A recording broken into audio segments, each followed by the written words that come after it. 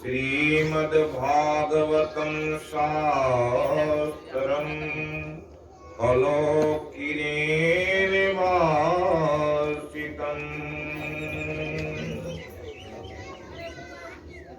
एतस्मात् परं किञ्चित् मनःशुद्धेन विद्यते। जन्मनामन्तरे भवेत् पुण्यं तदा भागवतं लभेत्। काल व्याल मुख ग्रास शास्त्र में है कि काल के मुख में सभी पड़े हैं। निर्नाश हेतवे, उसके नाश के लिए कौन सा उपाय है? तो कहते हैं कि भागवत, जो भागवत शास्त्र है वो क्या है? स्वयं भगवान श्री कृष्ण के मुख से उच्चित वाणी है, उनके मुखारविंद से निकले हुए उपदेश हैं। कहने की कृपा किए कलो किरेन भासितम। कल युग में वो क्या है? सूर्य के किरण के समान है, जो आपको प्रकाशित करता है। एतस्मात् परम मनः शुद्धेन विद्यते। इस मन को शुद्ध करने के क्या उपाय हैं? तो कहा जन्म नाम अंतरे, जन्म जन्मांतरों के भवेत पुण्यम तदा भागवतम लभेत। इस तरह से भगवान ने श्री कृष्ण के मुखारविंद से जो वाणी निकली हुई है, बहुत जन्मों के जब पुण्य होते हैं इकट्ठे, तो ये भागवत शास्त्र को सुनने का मौका मिलता है। अब आपको 12वें अध्याय का पाठ सुनाते हैं। इसमें भक्ति की चर्चा है। भक्ति कैसे होती है, भक्ति किसके अंदर निवास करती है, और भक्ति करने के क्या उपाय हैं, इन सारी बातों का समावेश इस पाठ में है। अथ 12वां अध्यायः। अर्जुन उवाच एवं सततयुक्ताये भक्ता त्वां पर्युपास्यते। ये चाक्षरम् व्यक्तं तेषां के योगवित्तम्। श्री भगवान उवाच मय्यावेशमनो ये मां नित्ययुक्ता उपास्यते। श्रद्धया पर्युपेता ते मे युक्तमो मता। ये त्वक्षरं निर्देश्यमो व्यक्तं पर्युपास्यते। सर्वत्रज्ञं चिन्तयं च कूटस्थं अचलं ध्रुवं। स्वनियम्ये इन्द्रियग्रामं सर्वत्र सम्बुद्धया ते प्राप्नुवन्ति मामेव सर्वभूतहिते रता। कलेशो अधिकतरस्तेषाम् अव्यक्ताशक्तचेतसाम्। अव्यक्ता हि गतिर्दुःखं देवधीरवाप्यते। ये तु सर्वाणि कर्माणि मयि सन्न्यस्य मत्परा। अनन्येनैव योगेन मां ध्यायन्तो उपासते। तेषामहं समुद्धर्ता मृत्यु संसार सागरात्। भवामि न चिरात् पात् मय्यावेशितचेतसाम्। मय्येव मनाधत्स्व मयि बुद्धिं निवेशय। निविशिष्यसि मय्येव तूर्ध्वं न संशयः अतिचित्तं समाधातुं न शक्नोषि मय्यप्रियम् अभ्यासयोगेन ततो मामिच्छापतुं धनञ्जय अभ्यासे अपि असमर्थोऽसि मत्कर्म परमो भव मदर्थमपि कर्माणि कुर्वन् सिद्धिं अवाप्स्यसि अते तदपि शक्तोऽसि कर्तुं मत्योगमाश्रितः सर्वकर्मफलत्यागं ततः कुरु यथात्मन् श्रेयो हि ज्ञानमभ्यासात् ज्ञानात् ध्यानं विशिष्यते ध्यानात् कर्मफलत्यागस्त्यागात् शान्तिरनन्तरम्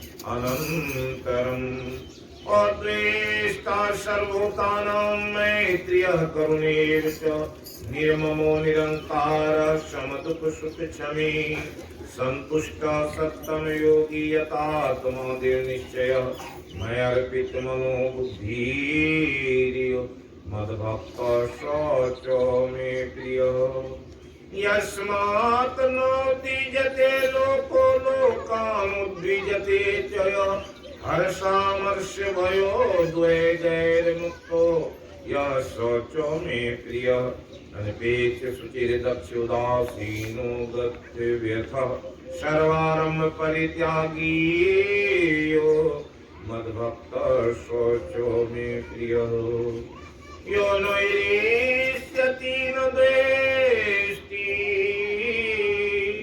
न शोच्यति न काङ्क्षति शुभाशुभ परित्यागी भक्तिमान् स मे प्रियः समः शत्रौ च मित्रे च तथा मानापमानयो शीतोष्ण सुख दुःखेषु समः संग विवर्जितः तुल्यनिन्दास्तुतिर्मौनी सन्तुष्टो येन केनचित् अनिकेतः स्थिरमतिरे भक्तिमान् मे प्रियो नर ये तु धर्म्यामृत यथोक्तं पर्युपास्यते श्रद्धाना मत्परमा भक्ता ते अतीव मे प्रियः ओम तत्सदिति श्रीमद्भगवद्गीतासु उपनिषत्सु ब्रह्मविद्यायां योगशास्त्रे श्रीकृष्ण अर्जुन संवादे भक्ति योगो नाम द्वादशोऽध्याय हरि ओम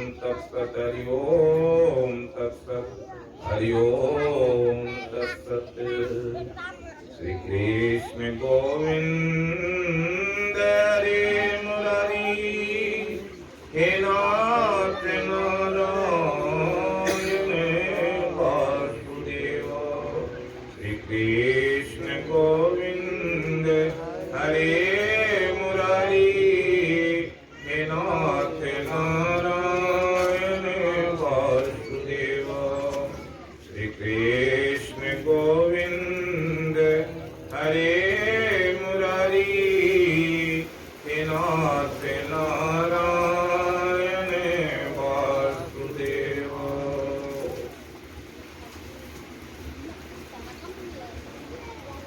आप 2 दिन से गीता के पाठ के अनुसार बहुत सी बातें सुने हैं।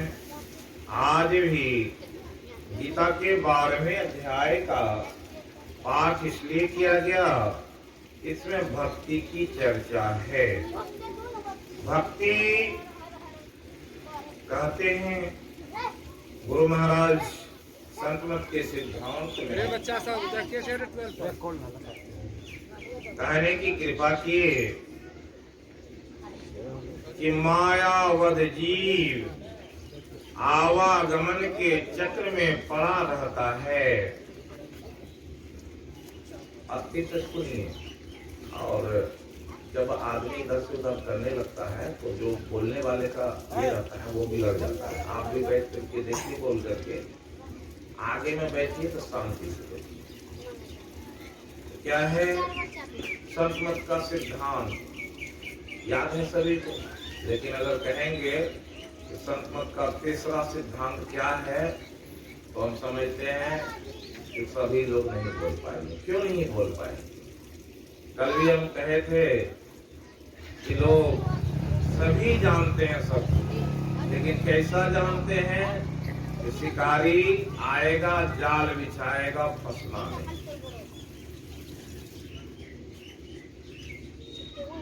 ए बच्चा, जो बोल रहे हो इधर आओ, तो इधर आओ, यहीं पर तुम बोलना। तो क्या होता है? संत मत का सिद्धांत जो है अलग अलग याद करके देखिए, रोज उसको पढ़िए। संत मत का सिद्धांत तो ऐसे मालूम है ना? तो तीसरा सिद्धांत क्या है? बोलिए तो महात्मा जी तो समझ जाए आपको। बोलिए, संत मत का तीसरा सिद्धांत क्या है? नहीं बोल सकेगा। क्यों नहीं बोल सकेगा? उस पर कभी ध्यान नहीं दिए, इसलिए ध्यान देने की आवश्यकता है। उसका आवाज थोड़ा बढ़ाइए। हाँ, ध्यान क्या देना है? मायावद जीव आवागमन के चक्र में पड़ा रहता है। इससे छुटकारा पाने के लिए सर्वेश्वर की भक्ति ही एकमात्र उपाय है। ये मायावद जीव, माया क्या है? रोज हम लोग इसको पढ़ते हैं, रोज जानते हैं माया क्या है। जिस माया के बारे में कहा गया, माया कैसी है?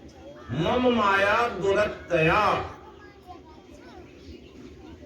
तो कल सुनाए थे कि मेरी माया बड़ा दुरत्य है। मामे में ये प्रपद्यन्ते माया में ताम तरंती थे। जो मुझको भजते हैं उससे माया नहीं पकड़ पाती, वो माया से ऊपर ऊपर चलते चला जाता है। तो ये माया क्या है? भक्ति के बहुत सारे साधन हैं। संसार में हम लोग भी कितने साधन रखे, साइकिल, मोटरसाइकिल, 4 चक्का, हवाई जहाज रखे हैं। कहाँ चलने के लिए? संसार में चलने के लिए एक जगह से दूसरी जगह जा सकते हैं आसानी से। जितनी दूरी उसके अनुसार सवारी तय करते हैं। कबीर साहब कहे, इतने की कृपा किए कि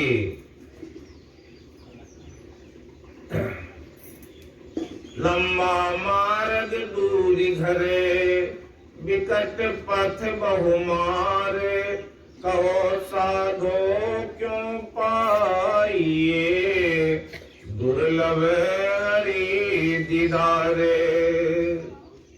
लंबा मार्ग, दूरी घर। परमात्मा का घर कहाँ है? लंबा मार्ग है। क्यों? जन्म जन्मांतरों से आप 84 लाख योनियों में भटकते आए हैं। और ये शरीर क्या है? एक स्टेशन है। यहाँ से आपको मार्ग तय करना है, कहाँ जाना है। लंबा मार्ग, दूरी घर है, विकट पथ है। विकट पथ क्या है? रास्ता जो है विकट है, चलने में आसान नहीं है। जैसे गांव घर में भी रास्ता रहता है, कैसा ब्रेकर लगा देते हैं लोग, विकट हो जाता है। उसमें भी अगर इधर उधर गड्ढा हो, कितना दिक्कत होता है। जा रहे हैं 4 चक्का से तो लगेगा उलट जाएगा। ठीक वैसा विकट मार्ग, विकट पथ, बहुमार्ग। बहुमार्ग क्या है? वही अड़चन लगा हुआ है। बहुमार्ग, कहो साधो क्यों पाइए। कबीर साहब पूछते हैं, साधक जो साधना करने चले, क्यों पाइए? दुर्लभ हरि दीदार। परमात्मा का दीदार, परमात्मा का दर्शन बड़ा ही दुर्लभ है। क्यों दुर्लभ है? तो सभी लोग जानते हैं, सत्संग बराबर करते हैं, ये दुर्लभ है। और दुर्लभ उसी तरह से जब साधन करने के, संसार में साधन इतने हैं। दिल्ली जाना है तो उसके लिए कैसी सवारी चाहिए, तो वैसी ही आप साधक हैं तो अपनी सवारी तय करनी पड़ेगी। कौन से साधन से उस परमात्मा को पाया जा सकता है। साधारणतया लोगों के मन में एक बात रहती है, हम तो भजन भेद ले लिए हैं और बराबर समझाते हैं महात्मा लोग भी आते हैं कि आपको तो मनुष्य का शरीर गारंटी हो गया, लेकिन गुरु महाराज के किसी भी शास्त्र को पढ़ करके आप बता दीजिए।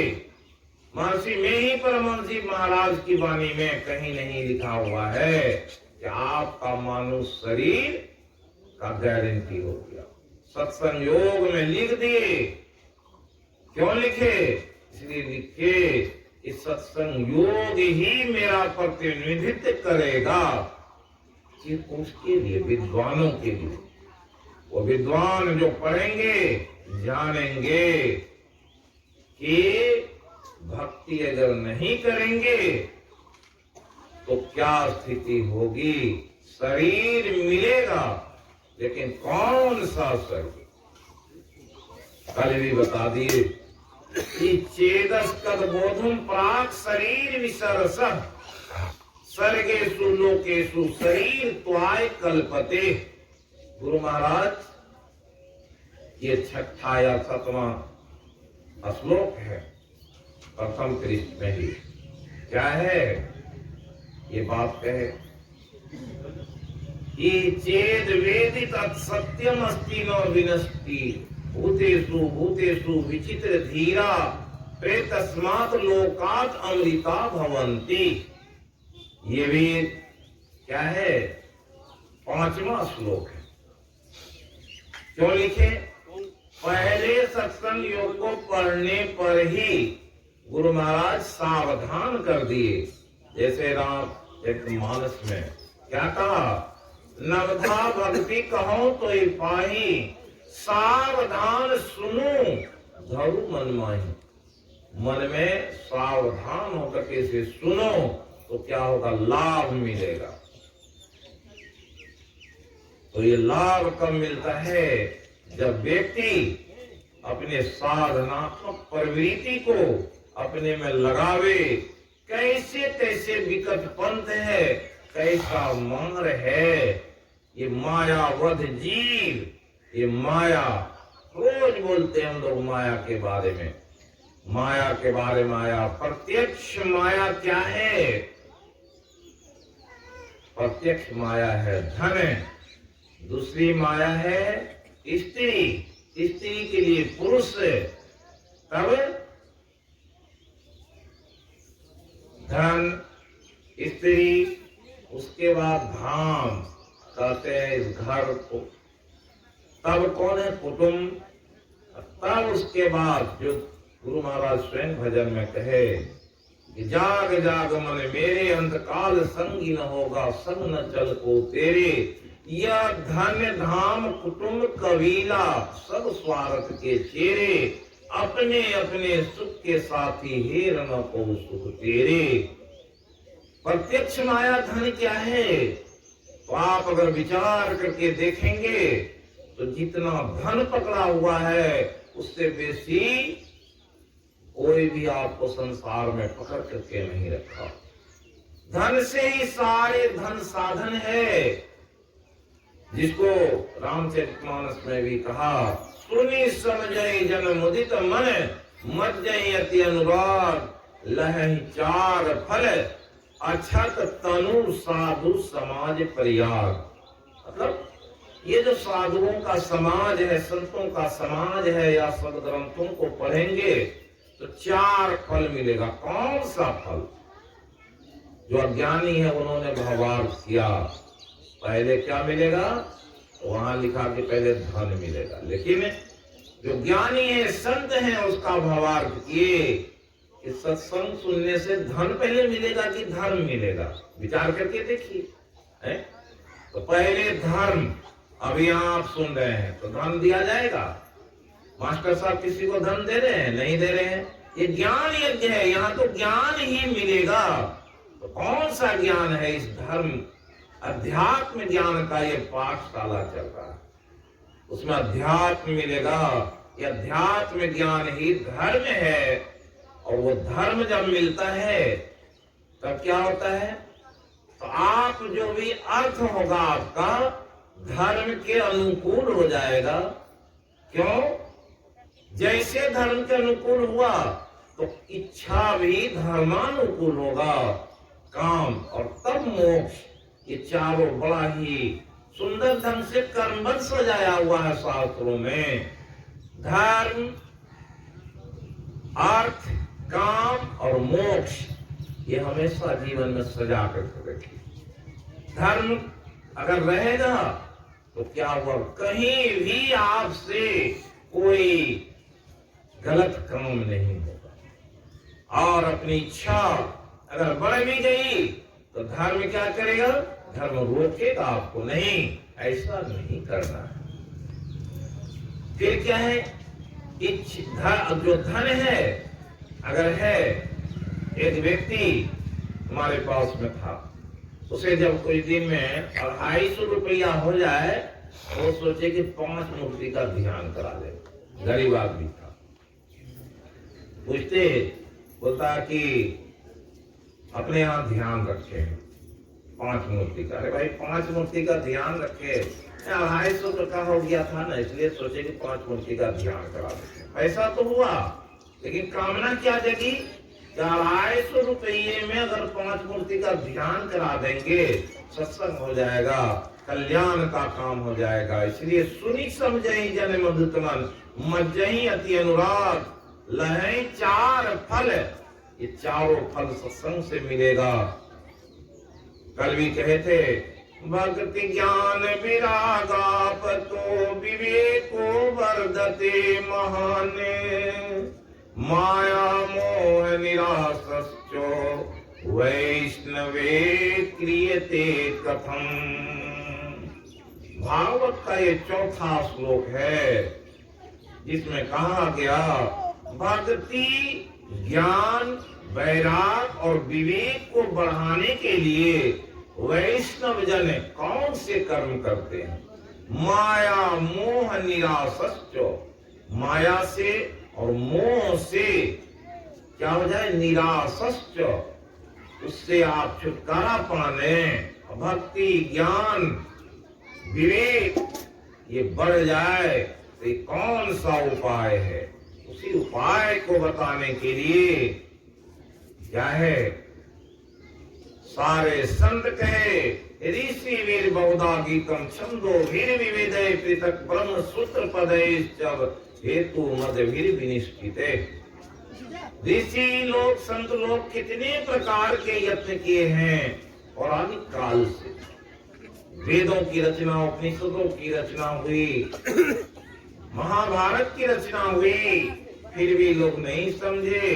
तो भगवान कृष्ण इस 700 श्लोक में महामंत्र लोगों के लिए तैयार कर दिए। लेकिन क्या है, संसार के लोगों में कितने लोगों में ऐसी प्रेरणा है कि उसको हम जाने, बहुत कम लोग। क्यों, ये भक्ति का बीज है, सनातन धर्म का विज्ञान है, विशेष ज्ञान प्रदान करने वाला है। बहुत सारे लोग, अभी एक जगह पर गीता का सप्ताह ज्ञान यज्ञ कर रहा था, एक सत्संगी को टेलीफोन किया, आइए यहाँ पर गीता सप्ताह ज्ञान यज्ञ होने वाला है। वो बोला, बहुत गीता हम पढ़े हुए। तो हम बोले उस व्यक्ति को कहिए कि आने के लिए, बहुत गीता पढ़े तो कुछ गीता में क्या बात लिखा हुआ है पढ़े हैं, जाने नहीं। अगर गीता को जान जाएंगे तो बार बार पढ़ने की इच्छा होगी। अभी जो पाठ हुआ इसमें भगवान कहने की कृपा की। कौन, एक प्रश्न है अर्जुन का, ये भगवान सतत युक्ताम भजताम, कि जो आपको सतत युक्त होकर के भजते हैं, सतत युक्ताम ये भक्तास्त्वाम पर्युपासते, जो भजते हैं, चाक्षरम व्यक्तम तेसाम के योग वित्तम। 2 प्रकार के भक्त हैं। एक संसार में बहुत सारे यज्ञ पूजा पाठ में लगे रहते हैं। एक दूसरा मार्ग है निर्गुण का। निर्गुण मान में क्या है, ध्यान सर्वोपरि है। तो 2 प्रकार से आपके भक्त हैं। उसमें कौन से भक्त ऐसे हैं जो उत्तम है, सबकी जिज्ञासा होगी। उसी पर 19 श्लोक भगवान बोले, एक श्लोक वो पूछे हैं, 19 श्लोक में जवाब दिए। उसको समझिए कि अभी तो माया के बारे में हम बता रहे थे, प्रत्यक्ष माया जान गए, धन पकड़ लिया है, किस तरह से परिवार और सब चीज पकड़े हुआ, उसका आगे में वर्धन आ जाएगा।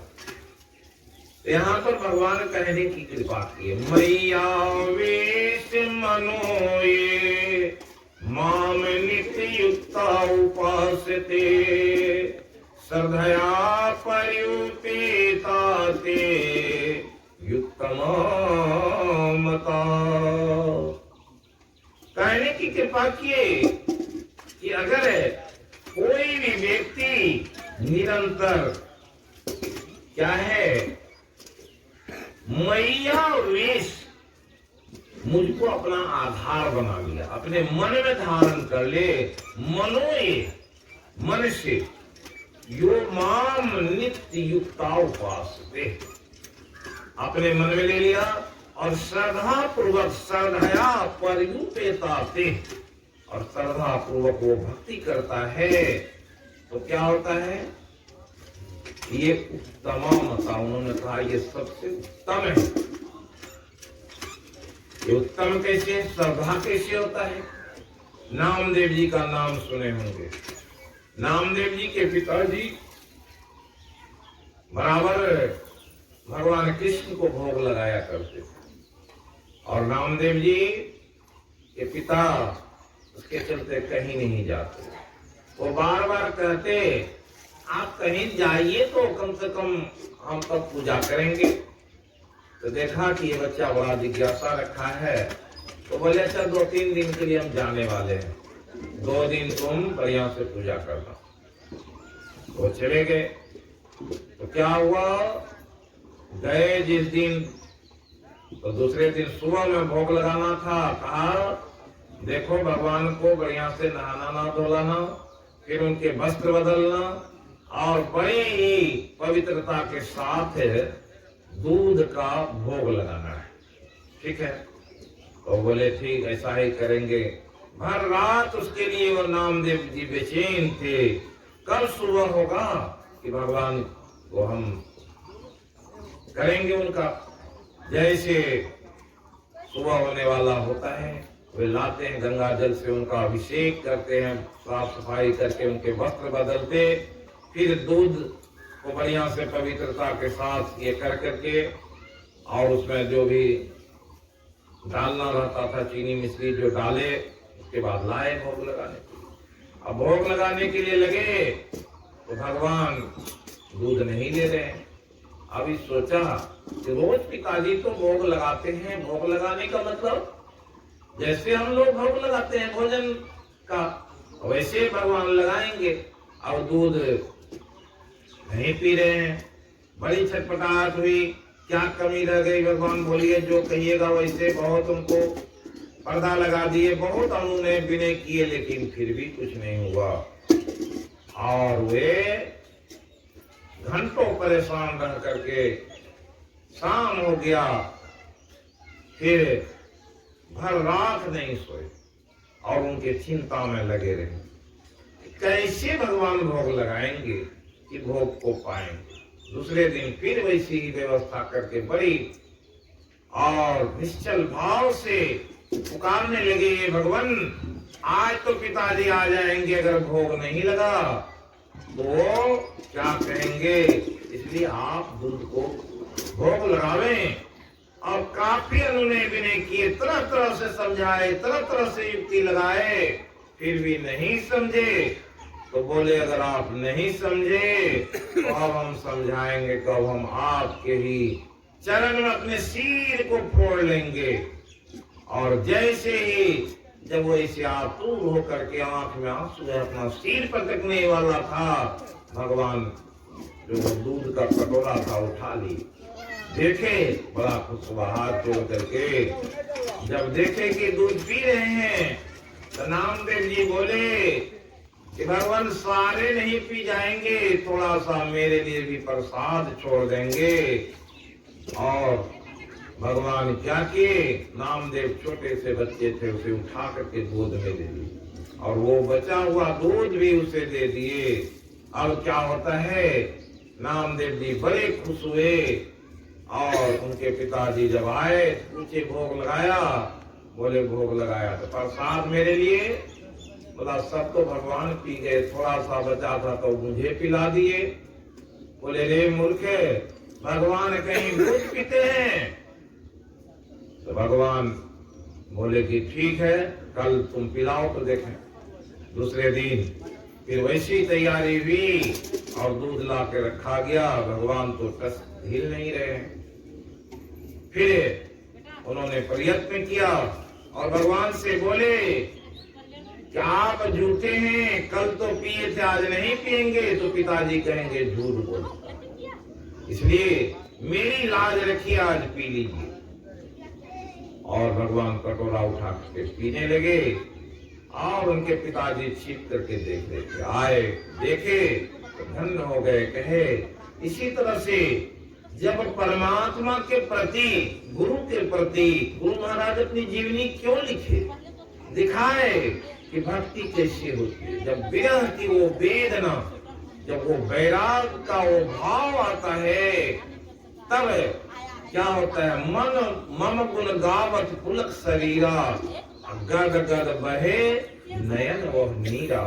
क्या होता है, परमात्मा का स्मरण करेंगे, भक्ति के बारे में सोचेंगे तो क्या होगा कि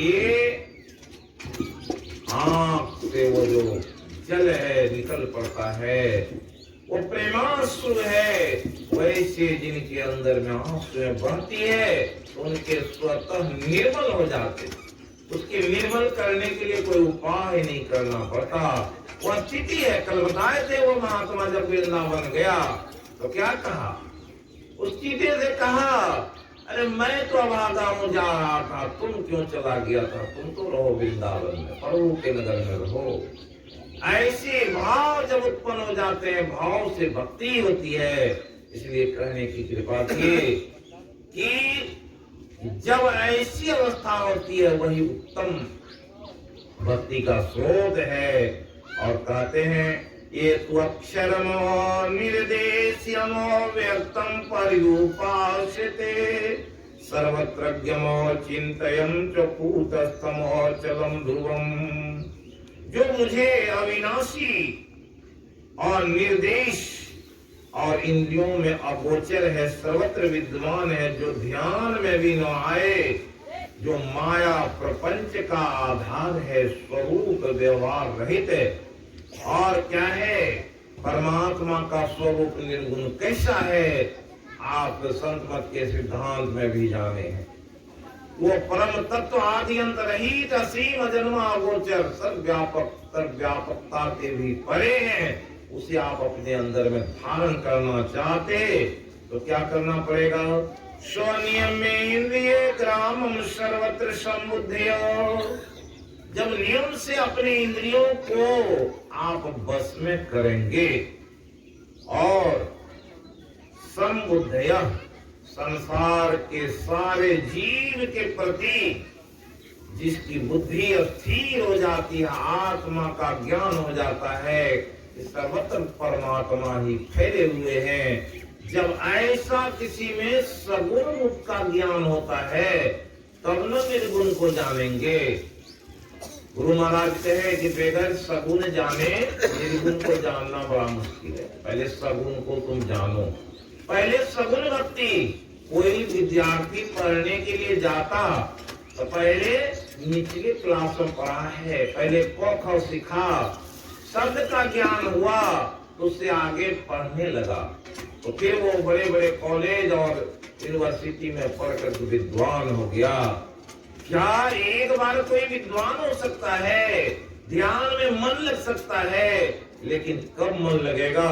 तो कहा ते प्राप्नुवन्ति मामेव सर्वभूतिहिते रता। जो सारे जगत के जीव के हित में लगा हुआ है तो वो मुझे प्राप्त कर सकता है, लेकिन बाधा कहाँ है? कहने की कृपा के कलेशो अधिकतरस्ते सामो व्यक्ता तक्त चेत साम। उस अव्यक्त को अगर आप चेतना में लाना चाहते हैं, और व्यक्ता ही गतिर दुखम देव धीर अवाप्यते, इस देह बधीर कहा, देह से बंधा हुआ व्यक्ति उस परमात्मा को कभी नहीं पा सकता। क्यों नहीं पा सकते? कि जाना जहां है वहां की तैयारी नहीं है। देव धीर वाप्यते, ये देह किससे बंधा हुआ है? ये जो बताए 5 प्रत्यक्ष माया है उससे बंधा हुआ है।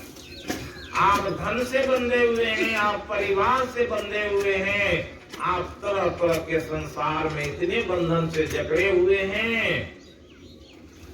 कि आपकी वृत्ति सिमट नहीं पाती है। आपका उद्गमन कैसे हो?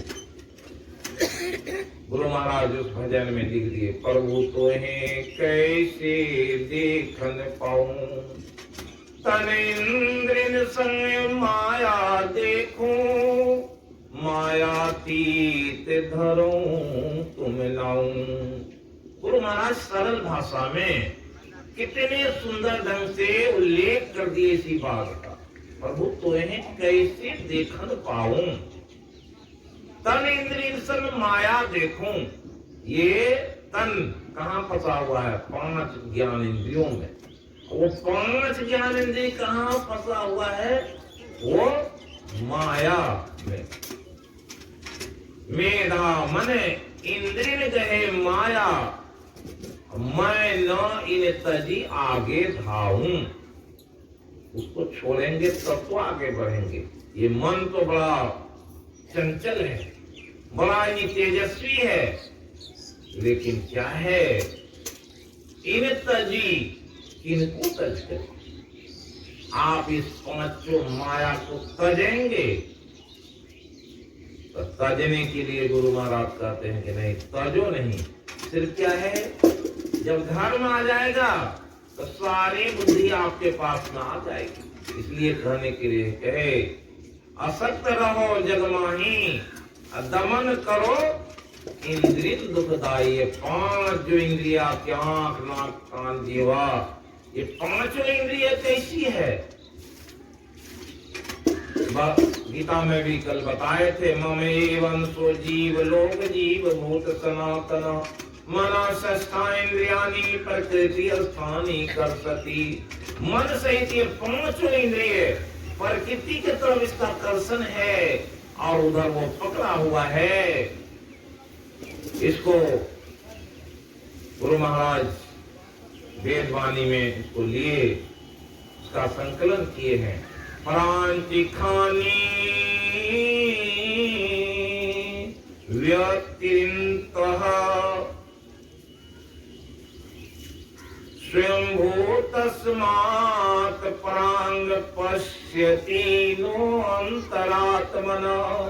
ये शरीर की बनावट कैसी है? प्रांति खानी व्यतिरिक्तः,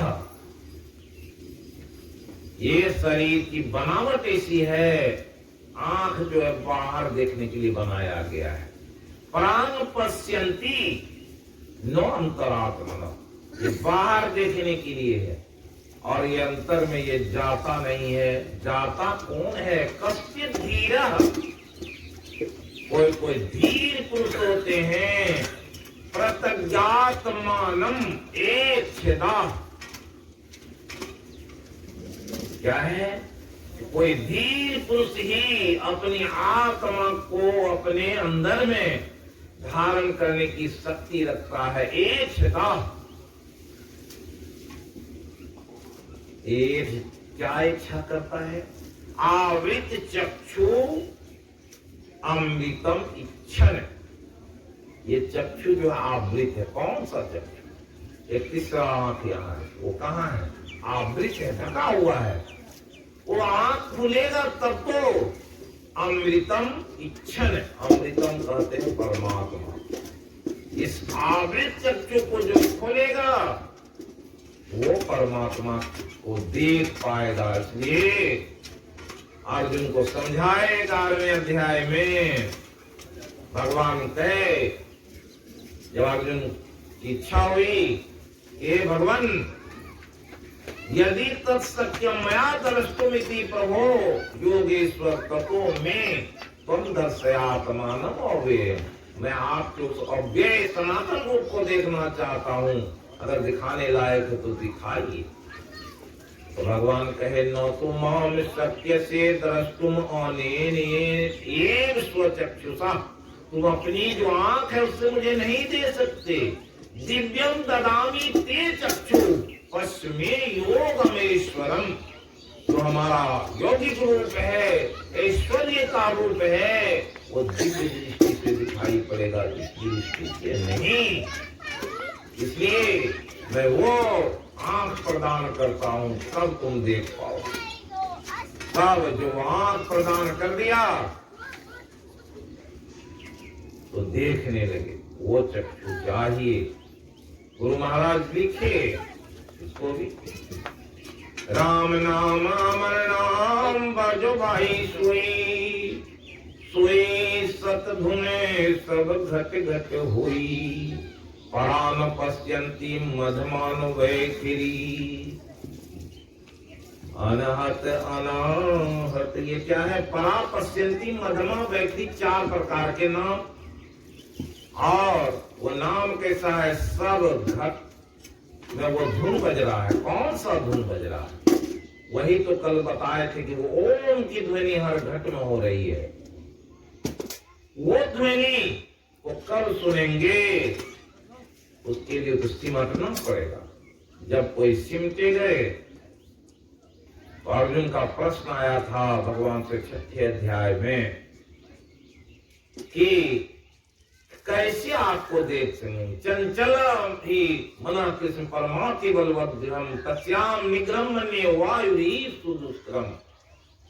भगवान कहने की कृपा की, ये कैसा मन है? अर्जुन कहा, ये इतना चंचल है, वायुरी सुदुष्करम, हवा को अगर बांधने चाहिएगा तो बांध देंगे, लेकिन ये मन तो नहीं बंध रहा है, तो कैसे इसको बांध देंगे? भगवान के और संशय मनो दुर्निग्रहम चलम अभ्यासेन तो कौनते वैराग्य क्यों गृह्यते। ये अभ्यास और वैराग से जाएगा। और संयत आत्मना योगो दुष्प्रापिति में मति वस्य आत्मना तु यतता शक्यो अवाप्तुम उपायतः। कहे कि भगवान जवाब में कहते हैं कि जिनकी इंद्रियां संयमित नहीं है, उससे योग हो जाए। दुष्प्राप इति में मति, किसकी मति है? क्यों कह रहे हैं? भगवान स्वयं कहते हैं, अगर संयमित मन नहीं है, तुम्हारी इंद्रियां नहीं है, तो ये दुष्प्राप है। इसलिए जो संयत आत्मा ना होता है, जिसकी इंद्रियां संयमित है, वो क्या करेंगे? कोई न कोई उपाय लग जाएगा। लेकिन कौन उपाय होगा? जब आप संयमित रहेंगे तब तो। इसलिए यहाँ पर कहे स्वनियम इंद्रिय ग्रामम सर्वत्र संबुद्धिया, पहले अपने आप को इतना दूर तक बढ़ाओ, जब ऊपर उठोगे तो कलेश अधिकतर, इसमें कलेश बहुत है। उस परमात्मा को प्राप्त करने में क्लेश है। क्या क्लेश है? ये जो ध्यान करने में कितना कठिनाई है, साधारण है। तो गुरु महाराज प्रेरित कि आओ बिलो मर्द बनो, अब जेल तुम्हें तजना है, मन निग्रह के समर क्षेत्र में सन्मुख तीर डटना है। ये मन निग्रह का समर क्षेत्र है, जिसको भगवान की गीता में कहे, इसी को युद्ध बताए हैं। धर्म क्षेत्रे कुरुक्षेत्रे समवेता युस्तव। ये धर्म क्षेत्र और कुरुक्षेत्र 2 प्रकार का शरीर है। एक कर्म क्षेत्र में लगा हुआ है, एक धर्म क्षेत्र में लगा हुआ है। जिसके अंदर में सद्गुण भरे हुए हैं, वे धर्म क्षेत्र है। और जब धर्म क्षेत्र में जो रहता है, स्वधर्ममपि चावेक्षणो विकम्पितुमर्हसि, धर्मयाते युद्धात् श्रेय अन्यत् क्षत्रियस्य न विद्यते। उसको भगवान कहते हैं तुम क्षत्रिय हो, क्षत्रिय बनो। क्षत्रिय ही इस धर्म्यात् युद्धात्, ये धर्म युद्ध में सफल होगा। कौन युद्ध है? धर्म युद्ध। वो युद्ध कहाँ होता है? जो गुरु महाराज कहे कि बार भ्रमण बाल खेलन जैसन, तो क्या कहे? आओ भक्त सार भक्ति करू हो। और कहाँ जाइए? अभियंतर धसु हो। जो अभियंतर में धसेगा तब तो वो पाएगा वो जगह। इसी को यहाँ कहे कब होगा? ये तु सर्वाणि कर्माणि मयि सन्न्यस्मत्परा अनन्येनैव योगेन मां ध्यायन्त उपासते। जो सर्वाणि कर्माणि मयि सन्न्यस्मत्परा। सन्न्यास क्या है? त्याग। सारे कर्म में अगर आप त्याग रखेंगे तो और फिर परमात्मा को समर्पण करेंगे। भक्ति के भागवत में 30 लक्षण बताए थे, गीता में 26 लक्षण बताए गए हैं, भगवान में 67 गुण है और एक व्यक्ति में 26 हो सकता है। जब उसको देखेंगे तो आप कहाँ, जब 26 हो जाए तब तो आप तो 5-10 में देखिएगा कि आपका गुण वहीं समाप्त हो रहा है। जब उस गुण को गिनिएगा 26 को, तो देखिएगा कि उतना गुण हमें इसलिए दिया रामचरितमानस में कि कैसे एक गुण जब होता है तो वो गुण का क्या प्रभाव, उधर अभी नहीं जाना है। कि यहाँ कहते हैं सारे कर्म को मुझ पर समर्पित कर करके और योग में लग जाओ। अनन्येन योगेन माम ध्यायन्त उपासते। एक प्रकार का योग नहीं है, सिर्फ ध्यान करने से नहीं होने वाला है। वो ज्ञान पहले व्यवहार में आना चाहिए, तब तो वो ध्यान में आएगा। पहले ज्ञान कहाँ है? व्यवहार में, आचार और विचार में, तब वो ध्यान में आएगा। अब आचार और विचार में वो ज्ञान नहीं है, आपके व्यवहार में वो ज्ञान नहीं है, तो ध्यान में आने वाला है नहीं आएगा। पहले गुरु महाराज के स्वरूप को ही समझ लीजिए। आप गुरु महाराज के स्वरूप को अगर जितना, इसलिए कहे दिल प्रतीत प्रीत कर गुरु से कर सत्संग सवेरे, यही विधि भव फलना कटी जई है मैं ही कहते ही तेरे। पहले तो दिल प्रतीत होना चाहिए किससे? गुरु से। तो वैसी प्रतीति होगी तो गुरु महाराज को कैसे रखेंगे? उनका आश्रम कैसा होगा? जिस जगह में रखेंगे पवित्र जगह होगा, उस जगह पर पवित्र आश्रम होगा। और जब उनकी याद बनी रहेगी, कल सुनाए थे दिन और रात्रि सुधी रहे लागी, यही माला यही सुमिरन है। ये सुमिरन तो पहले रहेगा। जो कहे अभ्यास योग युक्तेन चेत स्वान्योन्यगामिना परमं पुरुषम दिव्यम याति पार्थ अनुचिंतयन। गीता में दिया अनुचिंतयन। अनुचिंतयन क्या है? बार बार जिसका स्मरण होते रहे।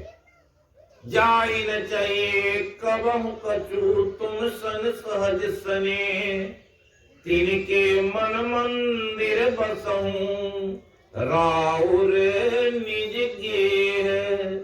जिसको कुछ भी नहीं चाहिए, क्या कहे? तुम सन सहज सने। सहज सने कैसा होता है?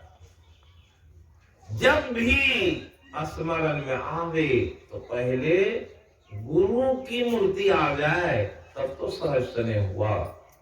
वो सहज सने जब वैसा हो जाएगा, परमात्मा की उस मूर्ति आ जाए, आप जैसे याद करते हैं तो क्या आता है? एक व्यक्ति को मैंने बताया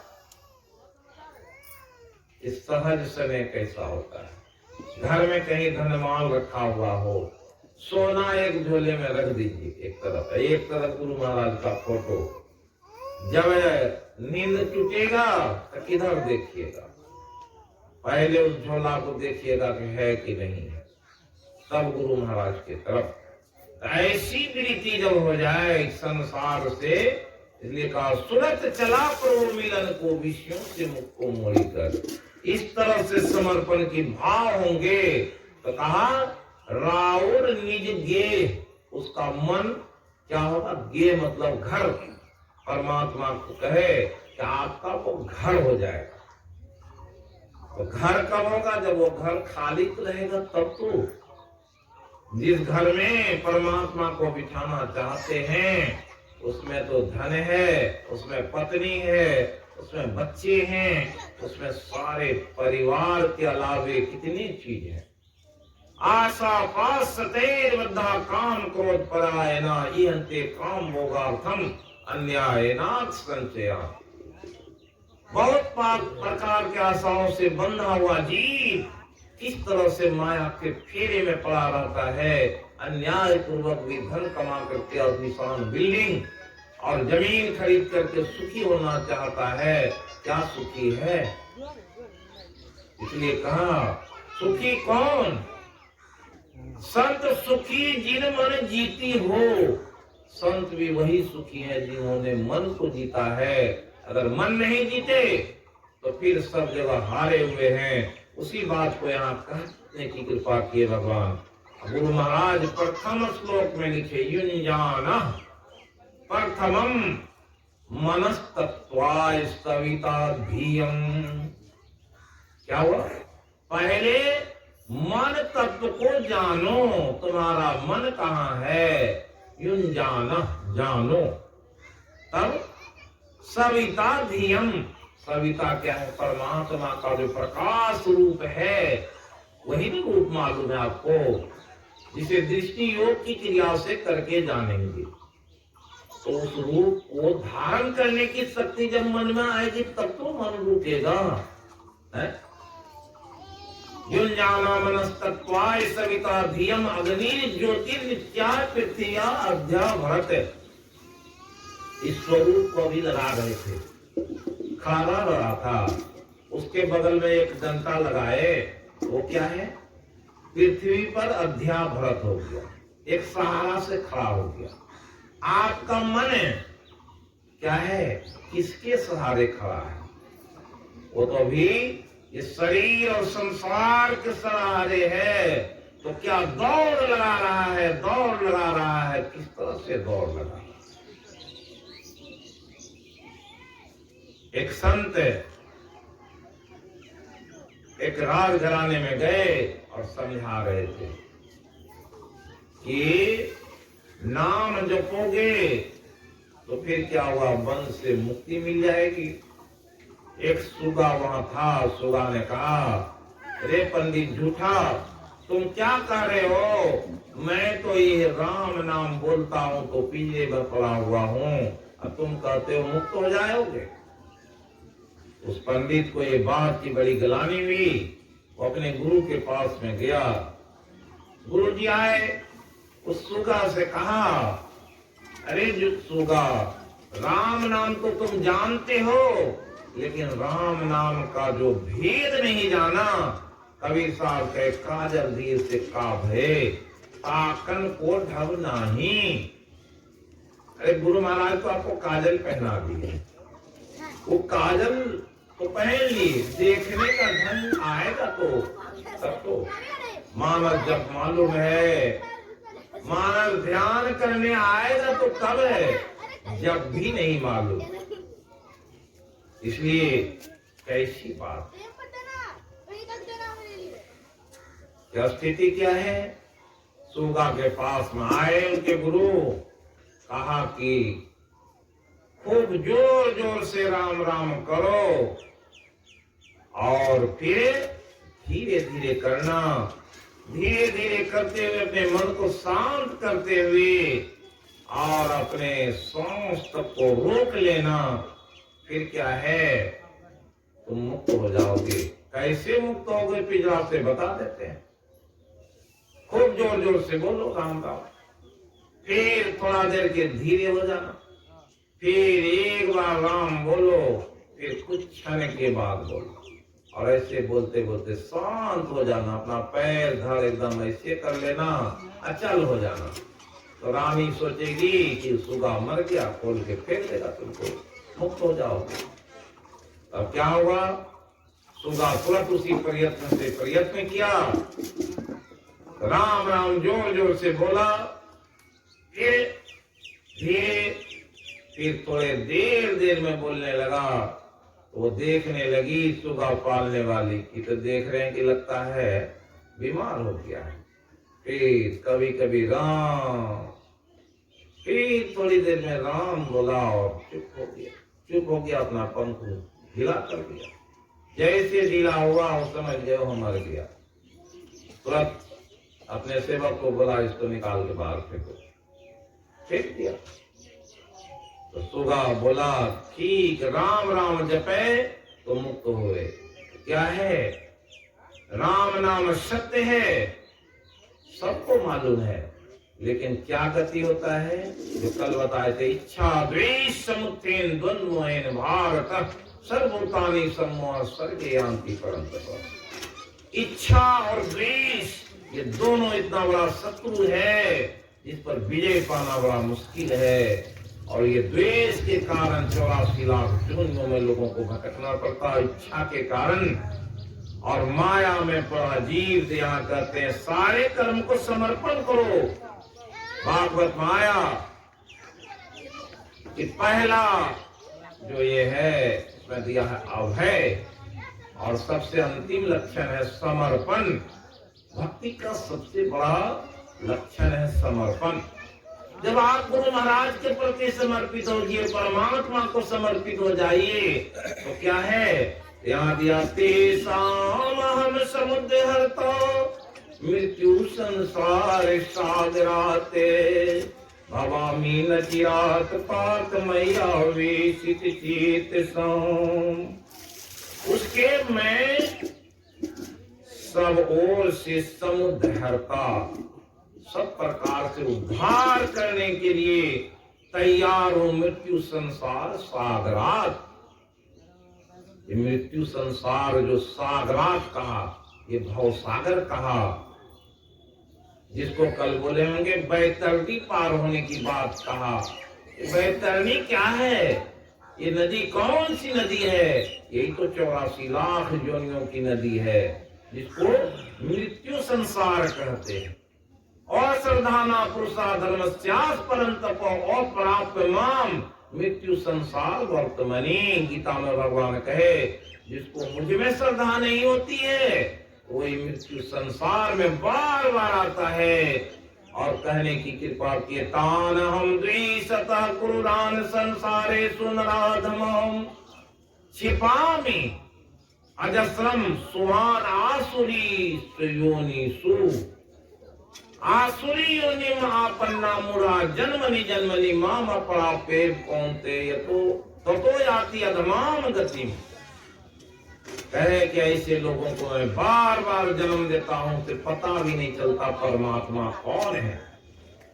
कल देखेंगे यहाँ सत्संग हो रहा था, और जो काम करने वाले हैं वो भी अपना काम करते थे, उसे पता चला कि सत्संग में क्या कुछ बोला गया था। क्यों, वो तो अपनी धुन में रमा हुआ था। और ऐसे लोगों से भगवान कहे कि उनका माया अपहरित ज्ञान आसुरम भाव, उसका ज्ञान का अपहरण कर लेता। तुम बोलते रहो, तुम सब करो, तो क्या है, इसी को कहे यहाँ तेषाम समुद्रता मृत्यु संसार सागरा। इसका कहे कि जो मय्येव मनादत्स्व मयि बुद्धिम निवेशय निविशिष्यसि मय्येव थोर्दम न संशय। जो अपना मन अपनी बुद्धि मुझ में लगा देता है, कुछ भी संशय नहीं, वो मुझ में निवास नहीं करता है। कब मन और बुद्धि लगेगा? आप लोग 2 मिनट के लिए कीर्तन कीजिए, तब देखिए कैसा होता है। जो सुगा वाली बात कहे, 2 मिनट कीर्तन कीजिए। हरे राम गाइए ना, हरे राम गाइए, वहां पे लगाइए। हरे राम हरे कृष्ण कृष्ण कृष्ण हरे हरे। ये अनुभव की बात कर रहे हैं, सब लोग गा के देखिए, तब समझ में आएगा। हरे राम राम राम हरे हरे, हरे कृष्ण कृष्ण हरे हरे, हरे राम राम राम हरे हरे।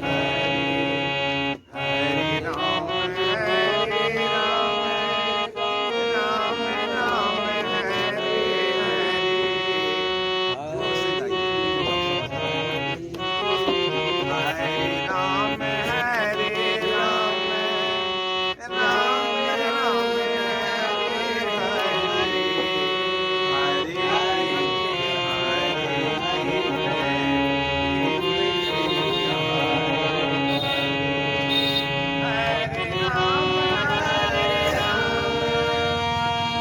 राम हरे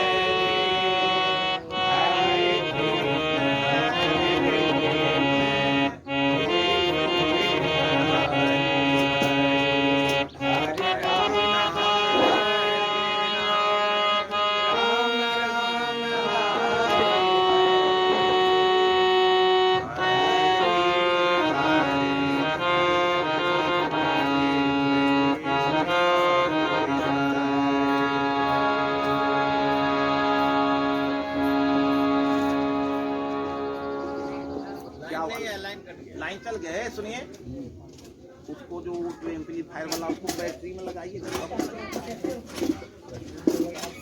आप निकालिए तो इसका एम्पलीफायर वाला वो निकालिए तो ये क्यों निकालिए ना, ये लाइन जिसमें जाता है कनेक्शन, हाँ उसको निकालिए उसमें से बैटरी में लगाइए। वहां से निकालिए, इसमें बैटरी में लगाइए।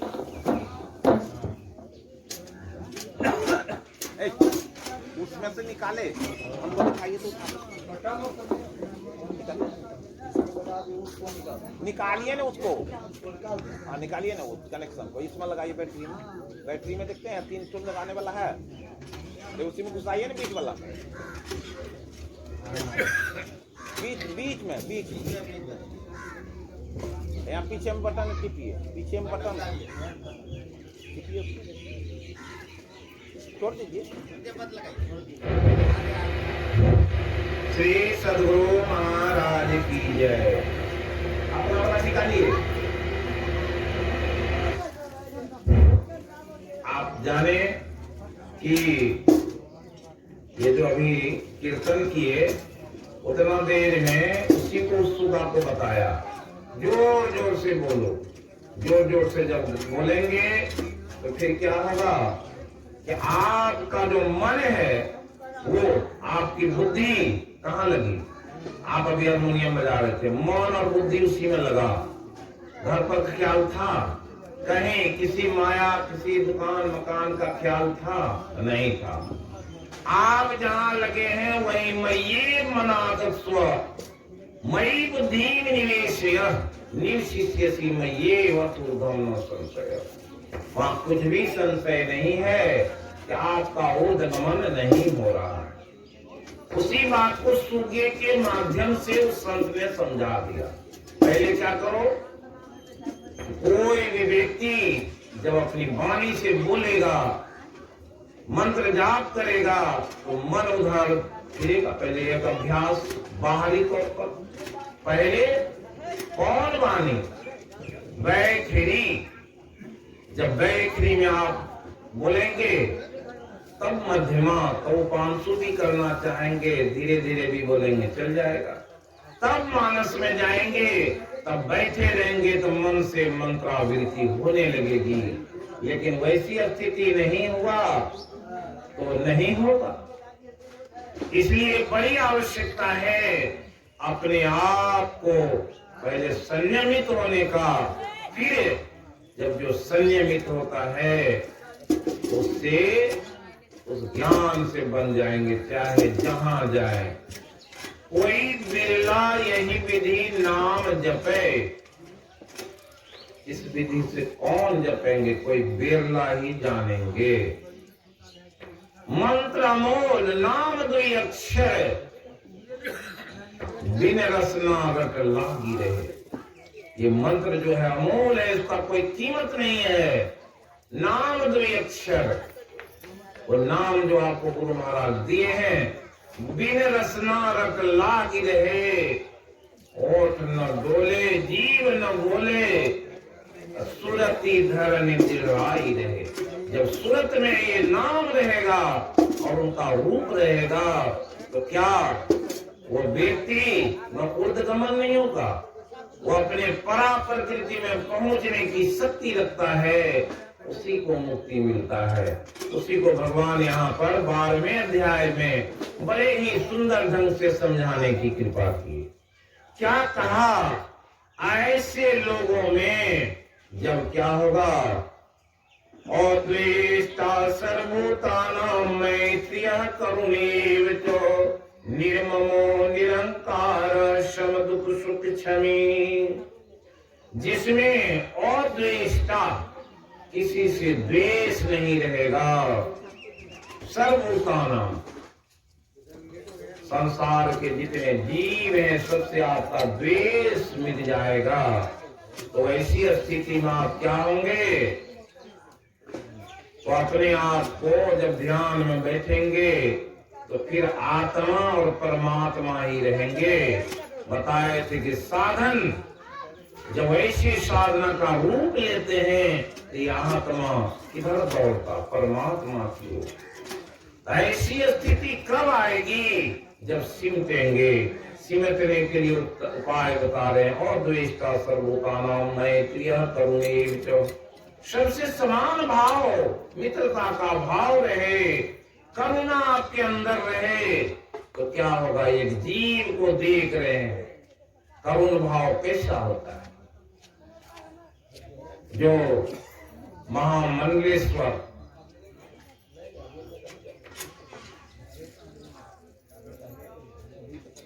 क्या किए, ये जा रहे हैं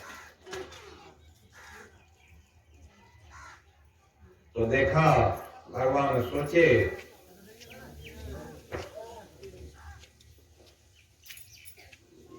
करुणा की बात आती है। करुणा कब होता है, निर्ममो निरंकार सम दुख सुख क्षमी, और अहंकार का नाश हो जाए, ममता रहे, सबके प्रति करुणा रहे। तो ऐसी स्थिति में एक नाथ जी जा रहे थे, कहा, जल चढ़ाने के लिए प्रेत रामेश्वरम। 40 व्यक्ति का ग्रुप था, वो 40 क्या किए, जा रहे हैं कांवर लेकर। भगवान शिव गधा के रूप में आ गए, उस रेगिस्तान पर पड़े हुए हैं और छटपटा रहे हैं। उस छटपटाहट को देखा तो एक नाथ जी सोचे, ये तो लगता है भगवान स्वयं आ गए। भगवान आप, हम लोग तो जा ही रहे थे, आप आ गए। भगवान से अपने कमंडल का जल एक नाथ जी उसके पिलाने लगे।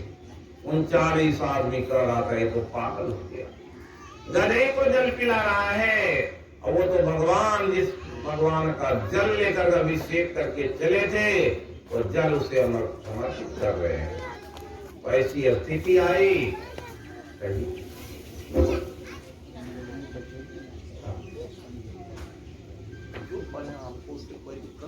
हमारा सत्संग जो पढ़े, जहाँ से पढ़े, हमको क्या ठीक है, बैठेंगे बैठेंगे तो सोचिए आप अपना मन कर। ये क्या है स्थिति, तो वैसे जिसमें करुण भाव होता है, वो करुण भाव क्या करता है। एक व्यक्ति वृंदावन में सोचा, राधा जी को मैं वस्त्र पहनाऊं। बहुत सारे लोग आते हैं, तरह तरह के प्रयोजन से अपने वस्त्र का उपहार देते। मैं तो वृंदावन में रहकर भी कुछ नहीं किया। तो फिर क्या होता है, एक वस्त्र लाते हैं, उसमें तरह तरह से उसमें बहुत किस्म के चीज लगाते हैं, बड़ा सुंदर ढंग से तैयार करते हैं वस्त्र।